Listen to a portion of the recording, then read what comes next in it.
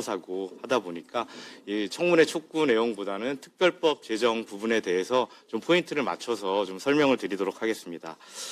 우선 좀 먼저 보면 지금 굉장히 안타까운 사건인데 이 오여한나 씨 같은 경우 굉장히 비극적인 사건입니다. 이런 비극적인 사건이 일어나게 된 그 원인을 좀 이렇게 여러 가지를 좀 살펴봤더니 먼저 이 기상 캐스터의 경우에는 프리랜서로 계약을 하고 있는데 이 보면 이 2024년에 기상 캐스터나 아나운서 같은 경우 이제 방송국에서 이제 채용하는 형태를 보니까 이 90% 정도가 계약직 또는 프리랜서라고 합니다.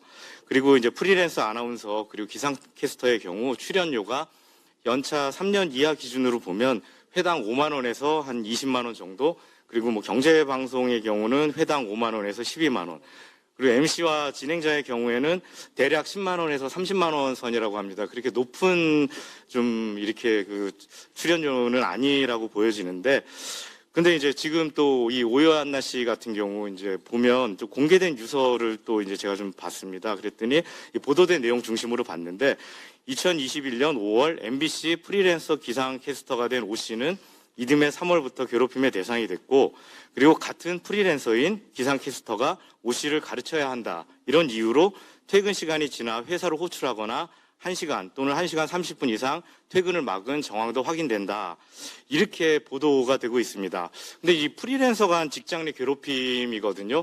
근데 과연 이 프리랜서가 직장 내 괴롭힘의 대상이 되느냐, 이게 참 문제가 됩니다. 거기서 이제 이게 그러면은 오여한나 씨가 우선 근로자냐 아니면 프리랜서이냐, 이거를 먼저 이제 살펴봐야 되는데, 근로자와 프리랜서의 차이점을 보면 간략하게 말씀을 드리겠습니다. 이 근로자이냐 프리랜서이냐, 이 근로계약이냐 아니면 프리랜서 계약이냐, 이걸 따져보면 이건 계약의 형식보다는 실질적으로 임금을 목적으로 사용 종속적인 관계에서 사용자에게 근로를 제공했느냐 여부에 따라 달라집니다. 구체적으로 이렇게 업무 수행 형태를 보면 근로자는 사용자가 업무를 정하고 그 지휘 감독을 받고 또 업무 수행 시간 그리고 장소 역시 사용자에 의해 통제를 받습니다. 반면에 프리랜서의 경우에는 업무 수행에 있어 이 업무 수행 시간도 자유롭습니다. 자기 마음대로 해도 되고, 장소도 회사에 나가도 되고 안 나가서 집에서 해도 됩니다. 그리고 업무 내용 역시 그 스스로 결정한 후 맡겨진 그 업무에 대해서 맡겨진 그 용역만 결과적으로 수행하기만 하면 됩니다. 그렇기 때문에 업무 수행 시간, 장소 역시 프리랜서는 비교적 자유롭게 설정할 수 있고 또 자기 계산으로 사업을 영위할 수도 있습니다. 보수 역시 근로자는 근로 자체의 대가로 기본급이나 고정급이 정해져 있습니다. 반면에 프리랜서는 성과나 결과물에 따른 대가로서 보수를 지급받는 차이가 있습니다. 그리고 가장 결정적 차이인데, 근로자는 근로기준법에 적용을 받습니다.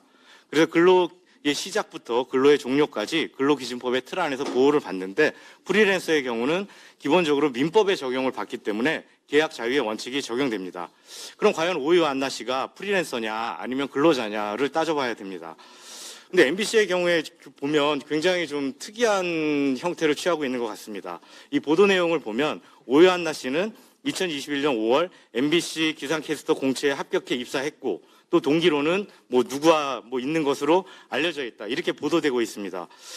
이 프리랜서의 경우에는 이 공채라는 개념도 있을 수 없고 또 선배, 후배 있을 수가 없습니다. 프리랜서는 개인 사업자이기 때문에 또 사업자인 MBC와도 동등한 조건에서 계약을 체결하는 사업자로 용역을 제공하는 형태의 라 할 수 있습니다. 그렇기 때문에 선후배가 있을 수도 없고 입사 형태도 공채라는 이런 형태는 존재할 수가 없습니다. 그렇지만 MBC는 이 공채 또는 이 선후배 관계를 이제 설정하고, 또 이 프리랜서 아까 이 유서에도 나와 있는 것처럼 가르쳐야 한다라는 명목으로 같은 동료 프리랜서가 가르쳐야 한다라고 하면서 회사 퇴근한 이후에도 회사로 호출하고 또 1시간 30분 이상 퇴근을 막고, 과연 이런 게 프리랜서의 취지에 맞는지 의문스럽습니다.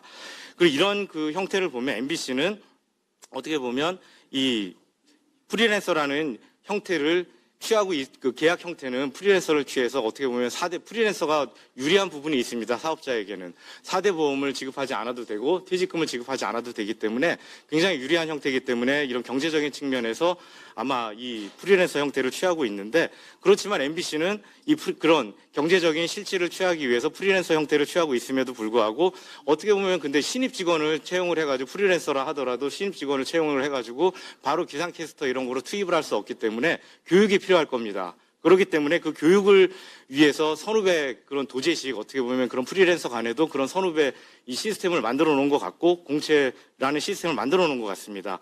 그러면서 이제 가르쳐야 한다. 뭐 그런 어떻게 보면 비제도적인 방식이죠. 비제도적이고 비공식적인 방법을 통해서 이 교육이 이루어지고 또 어떻게 보면 통제를 이 프리랜서를 통제하고 있는 것으로 보여집니다.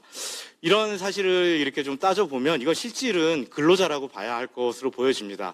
그래서 오요한나 씨의 경우에는 근로자라고 봐야 할 것 같고, 그렇다면은 이 경우에는 이제 분명히 이제 노동청에서 이제 근로 감독이 아마 이루어질 것으로 보여지는데, 이 오요한나 씨의 경우에는 근로자로 인정될 확률이 저는 높다고 판단이 되고, 그러면은 뭐 4대 보험이라든가 이런 그 퇴직금이라든가 이런 것도 뭐 사후적으로지만 처리가 돼야 될 것으로 생각이 됩니다. 그러면 이 오요한나 씨의 경우에는 이렇게 처리돼서 어떻게 보면 산재도 뭐 처리가 될 수도 있을 것으로 보여지는데, 뭐 자세한 거는 그건 좀 노무사 분님께서 아마 자세히 설명을 해주실 것으로 보여지고, 그렇다면은 과연 이 오요한나 씨 개인적인 문제를 떠나가지고 그럼 프리랜서 그리고 근로자 이 문제에 있어서 어떻게 그러면은 대책을 좀 강구를 해야 되느냐 생각을 좀 해봤습니다. 이 프리랜서의 이 문제에 대한 대책으로 대부분 프리랜서를 정규직화해야 한다. 또는 프리랜서의 직장 내 괴롭힘 문제에 대해 이 경우에 한해서 근로기준법의 규정을 적용해야 된다. 이런 논의가 나오고 있습니다. 그래서 특별법의 그 문제도 이렇게 좀 여러분들이 말씀을 하고 계시는데, 그리고 아까 저기 정책위 의장님 말씀을 들어보니까 이 국민의힘에서도 프리랜서의 경우에 이 직장 내 괴롭힘 특별법을 제정하겠다 이렇게 말씀을 하시고 계시는 것 같고, 또 한쪽에서는 근로기준법을 개정하는 방법도 저는 괜찮다고 생각합니다. 근로기준법 76조의 2를 개정해서 이 직장 내 이 괴롭힘의 경우에는 프리랜서여도 확대 적용하는 방향으로 근로기준법을 이 개정하는 방법도 이런 어떻게 프리랜서에 대한 이 대책을 중에 하나라고 생각이 되는데, 저는 어떻게 보면은 이런 그 근로기준법을 개정을 해서 이 프리랜서를 근로기준법의 범위 내에 포섭하는 이런 방안도 굉장히 좋은 방안이라고 생각을 하지만, 한편으로 저는 좀 제안을 드리고 싶은 게 프리랜서에 대한 특별법을 제정을 할 필요가 있다고 생각을 합니다. 왜냐하면 프리랜서의 경우에는 지금 이게 아까 말씀드린 것처럼 경제적으로 사업자에게는 유리하기 때문에 프리랜서를 채용을 하고 실질은 근로자로 운영을 하는 형태가 문제입니다. 이 경우를 막아야 될 필요성이 있는데, 그렇다고 해가지고 모든 프리랜서를 다 정규직화하는 이런 방안을 이거를 이렇게 만들기는 불가능하거든요.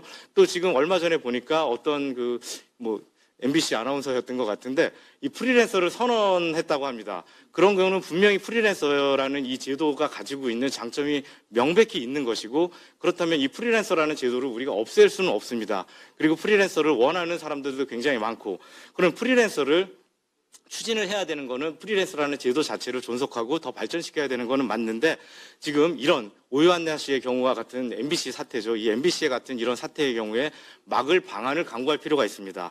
뭐냐면 이런 실질은 근로자로 사용을 하면서 형식적으로 이 프리랜서의 형식으로 계약을 체결하는 이런 경우를 좀 막아야 될 필요성이 있기 때문에 이 프리랜서의 특별법을 제정을 한다라면 이런 경우를 막는 방안을 강구할 필요가 있습니다.